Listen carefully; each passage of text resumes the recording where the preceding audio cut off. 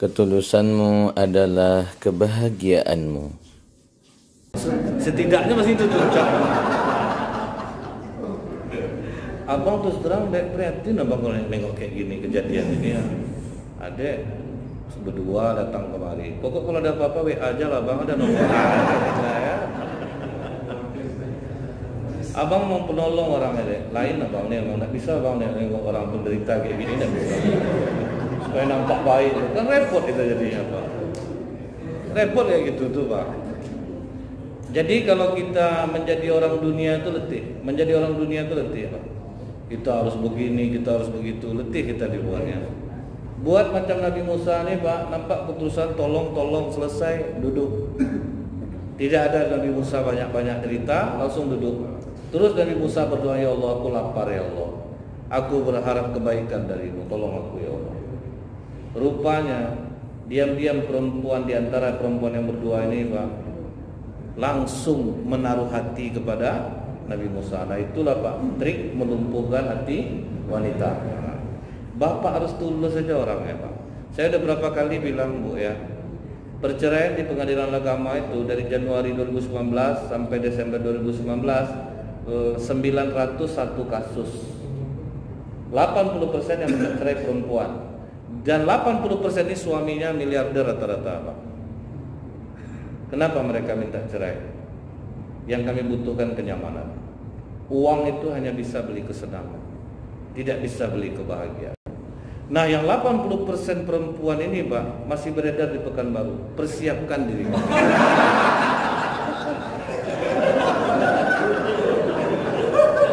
Mereka bosan kaya bu, bosan kaya.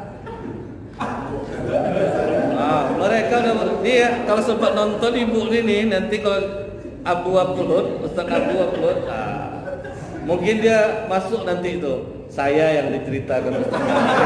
Ya Bu, ya Ustaz Abu. Ustaz Abu nih. Iya. Saat kita ini Pak, kalau duduk tuh penyapa, suka cerita, banyak ilmu yang kita dapat Pak. Banyak ilmu yang kita dapat. Saya kalau ceramah di rumah sakit jiwa, pasti saya nggak ceramah dulu, sengaja saya lebih cepat datang. Saya ngeliat ke dalam, nah itu calon anggota dewan dulu tuh ngantuk-ngantuk kepala ke dinding kerjanya sekarang. Akhirnya kami spoon dinding itu supaya dia bebas ninju gitu, karena kasihan nanti patah tangannya.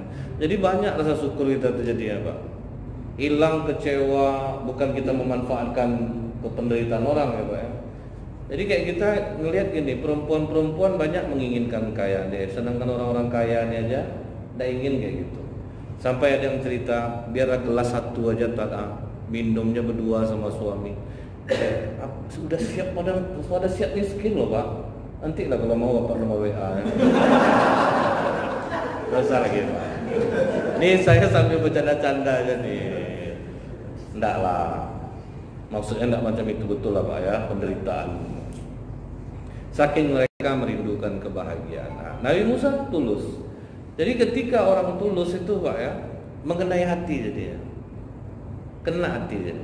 Kalau kita kerja sebagai teller itu kan senyum kita drop jauh namanya Pak. Senyum yang dibuat-buat. Kita nyambut orang selamat pagi. Padahal itu nggak dari hati kita Pak. Sedangkan nggak dari hati kita aja orang udah senang. Padahal karena itu kerja kita gitu. Apalagi kalau kita dari hati Pak.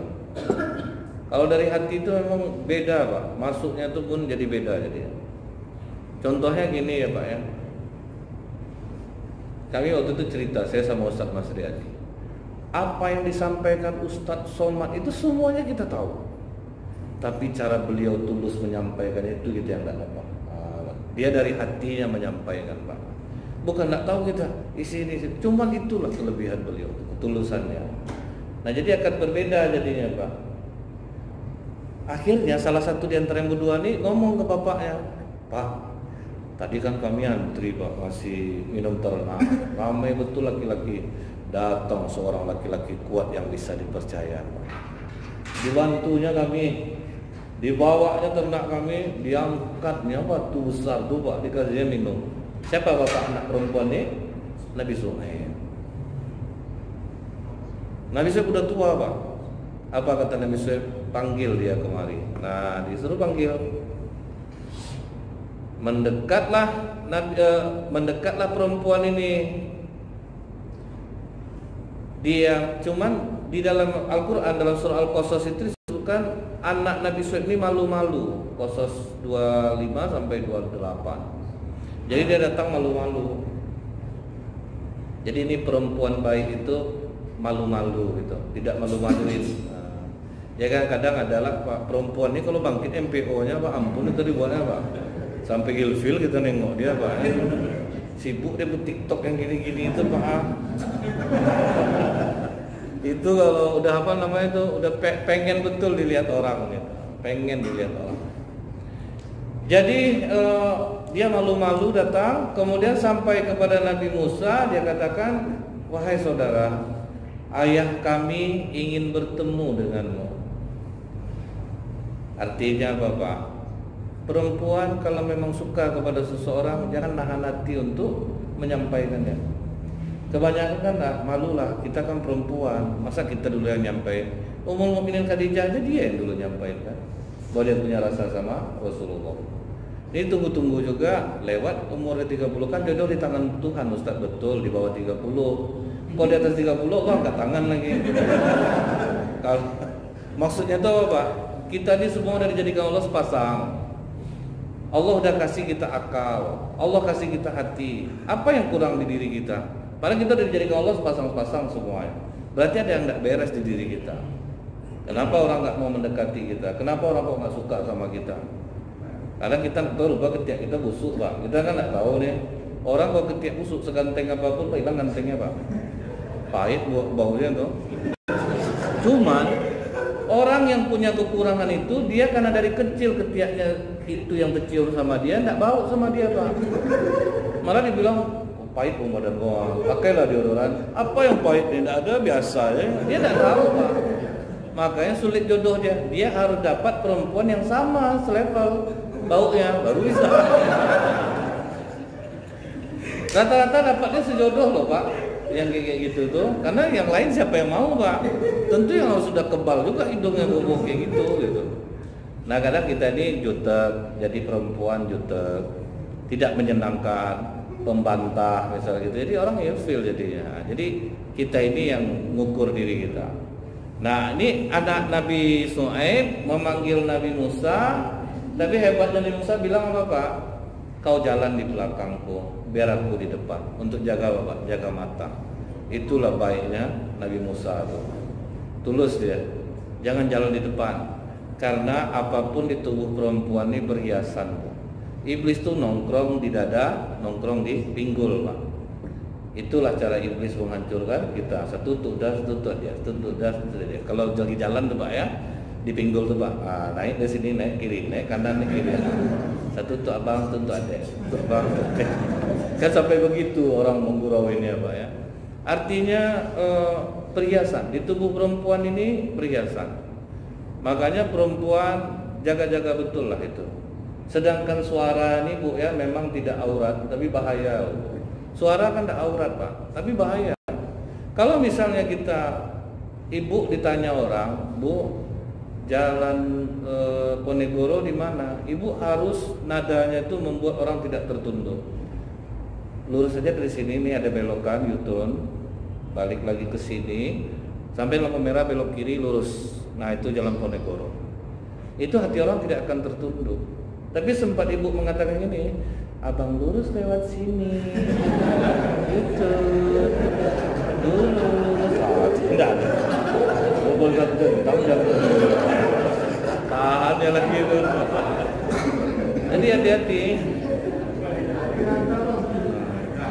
Itu tuh yang bahaya tuh Pak. Nah, kelepek Bapak terima dia kan. Coba lah lihat Pak, orang-orang nabung nih Pak, kenapa dia betah? Karena dia datang selamat pagi Bapak, ada yang itu ke hati loh begini tuh Pak. Nggak bisa tidur kayak itu malam. Nah kemudian setelah sampai di rumah, nah Nabi Shu'aib cerita, siapa nama kamu? Musa. Kamu dari mana? Saya dari Mesir, saya orang Bani Israel. Diceritakan oleh Nabi Musa semuanya, bagaimana tentang Firaun. Kata Nabi Shu'aib, kau telah sampai di tempat yang aman. Jadi gini Musa, aku ingin kau tinggal di sini. Kemudian aku ingin menikahkan kau dengan salah satu putriku. Cuman syaratnya gini Musa, kau kerja sama aku 8 tahun. Kalau kau mau mencukupkan 10 tahun itu baik. Ini pelajaran kita sebelum jadi mertua, Pak. Persiapkan dari sekarang. Tanamkan kepada anak, bapak kau jadi orang mampu besok, punya usaha di luar kerjanya kan kadang-kadang bapak ada juga serseran lain, Pak. Ada yang punya sawit mungkin, ada yang punya toko. Persiapkan diri, Pak.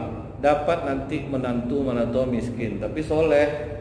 Anak kita suka sama dia soleh. Ya udah, kamu tidak usah mikir kerjaan. Kerja kau sama kami. Mertua yang ngasih dia pekerjaan.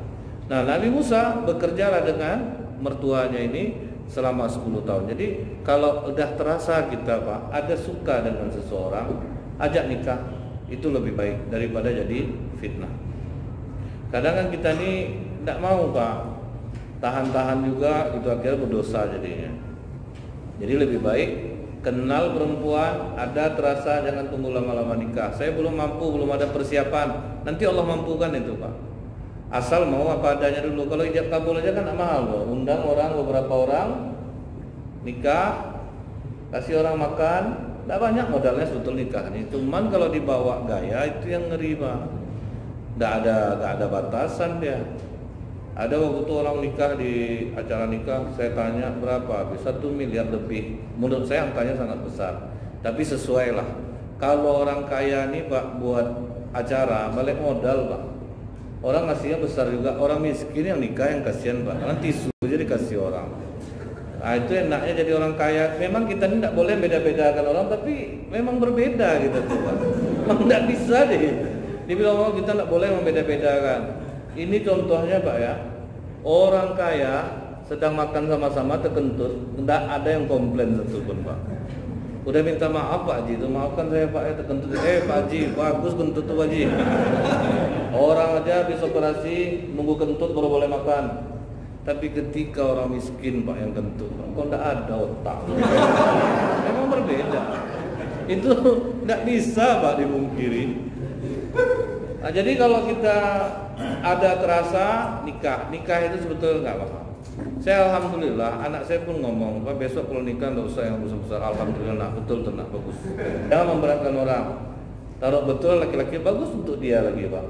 Kenapa mesti harus kita besar-besarnya? Tapi kalau ada, apa pula salahnya, Pak? Yang tidak ada dipaksakan nih ya, itu tuh yang kadang ngeri. Kalau memang kita mampunya sekian undangan, ya udah buat segitu. Tapi kalau memang rasanya anggarannya, kalaupun kita berutang nanti bisa kita ganti, nggak apa-apa juga, Pak. Utang dulu ini, utang dulu itu, tidak ada masalah sih. Pas buka amplop, lupa nggak cukup. Baru tuh dong, datang tukang kelapa ke rumah, awak sedang bulan madu, Pak, ya. Datang orang tukang kelapa pasar, kelapa belum bayar sekian, ayam belum, itu yang ngeri itu. Nah, dinikahkan secara sederhana aja. Nabi Musa dinikahkan secara sederhana.